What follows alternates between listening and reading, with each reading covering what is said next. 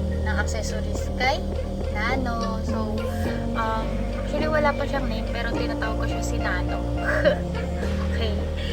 So, ang next na binili ko is yung ND filter, which is pagka madalas siyang ginagamit pagka daytime, pag talaga maaraw. So, it look like a shades ng camera. Hindi ko na siya na-unbox before kasi ginamit ko na siya agad. So, I mean, hindi ko na siya na-picturean ng pag-unbox. Pero ito yung tsura niya. Meron siyang kasamang cloth, pang linis. And medyo malaki siya kasi pang more on pang action cam talaga siya. Hindi siya build para kay Nano. Okay? So, here is it. Ganyan yung itsura niya. Tapos ang maganda pala dito na ano siya na from ND filter 8 hanggang 32 yung filter niya. Ayan, kung makikita niyo. Lang focus niyo dyan. Ayan. So, yun. So, inaano lang siya. Ay, makita nyo, ayan yung lights. So, diba ito yung hands ko. Kung makikita nyo, medyo, ayan, nag-light na siya, diba? So, ganun siya nag-work. Dark. And then, mag-light siya. Ayan, ganun. So, ini-screw. Fit naman siya kay Nano. Kaso, ang ayoko lang is, masyado siyang malaki. Yun yung ano ko. Kung sana merong ganito lang na size, yung maliit lang na size, tas alam mo yun, na-adjust din yung shades niya. Why not, diba? Mas convenient yung ganun. Tapos, eto, nakita ko lang itong eto, na-discover ko lang to dahil may, syempre, kaka-discover kay TikTok, ganyan.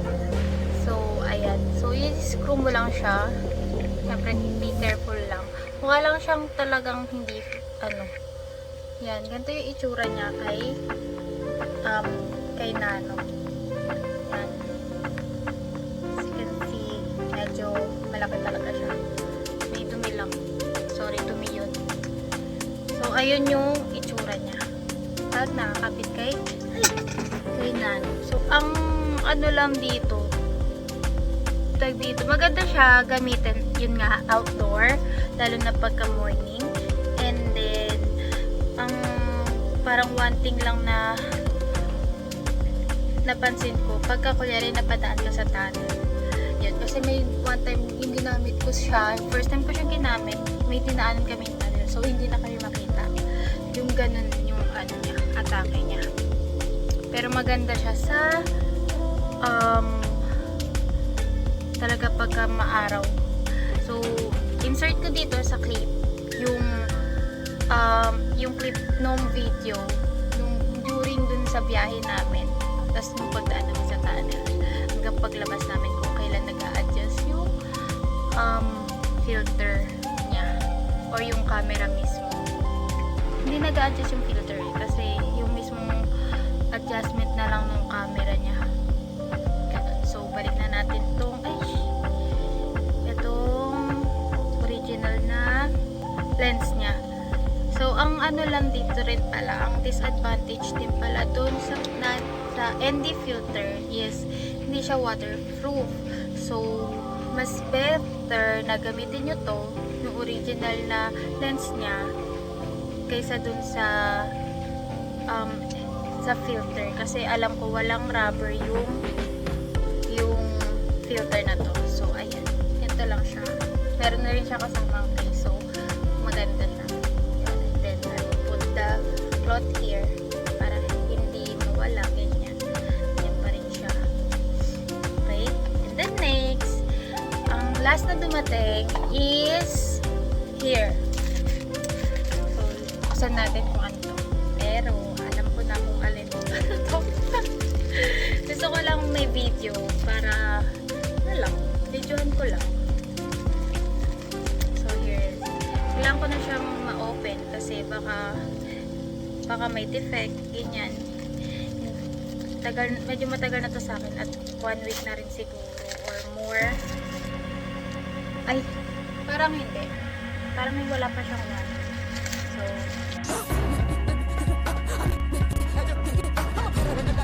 siya. Naka-pro ako. Yes, I'm so happy. Ang binili ko ay 512 gig. So, medyo malaki-laki. Ang ano kasi dito kay Nano, yung binili ko kasi sa kanya is yung 64 gig lang. Kasi alam ko namang mag-extend talaga. Maglalagay ako ng external na storage. So, sabi ko, okay lang yung 64 gig na pinili ko. And,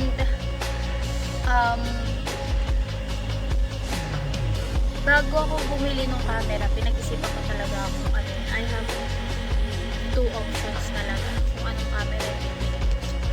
So, yung isa kasi hindi siya expandable. Kaya, tas ano pa siya, mahal pa siya. So, sabi ko, and I don't need yung ganong klase camera kasi for fun lang talaga. Kaya ko binili tong camera na to. For fun and to capture memories. Ganun lang. Wala, ba't hindi siya nagbukas? Like, ano ba yan?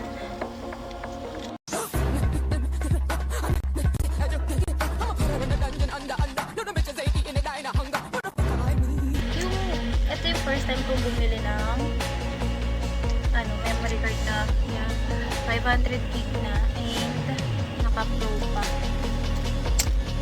Yung last na binili ko para sa Nintendo Switch ko is I think nasa 128 ba yun? 128 gig. Tapos ano lang yun. Ba't mo lang yung magpabukas? Kanina ako pa siya binubuksan.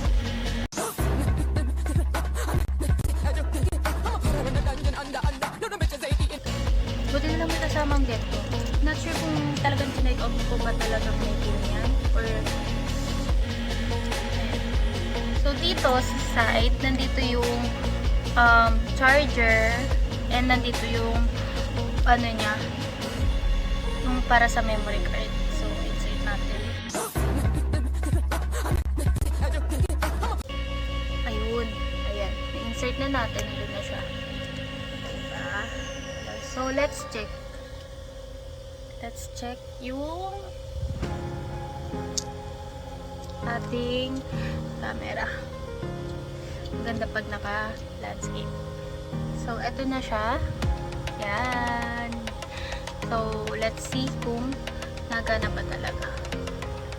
Ayan na, meron ng storage. Kanina kasi wala eh. So, ayan, meron na siyang storage. 476 gig. Bakit? Hindi ko rin alam. So, ayan. So, ang kailangan ko lang gawin is, I think, if pagka magsisave ng files, kailangan na kay memory card na para hindi ako napupuno lagi. Kasi, limited lang yung laging time, yung minutes ng pag-record. Dahil 64 gig lang siya. So, nakukulangan ako.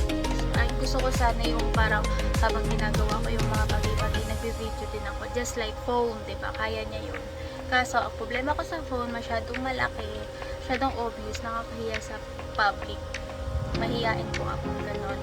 So, eto, unlike eto, mini-mini lang, ganyan. So, kaya namang kahit paano mag-video in public. And magsalita, ganyan.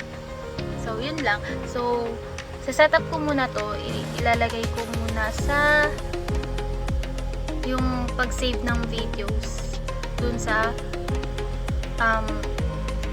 memory card para hindi ako nabibili.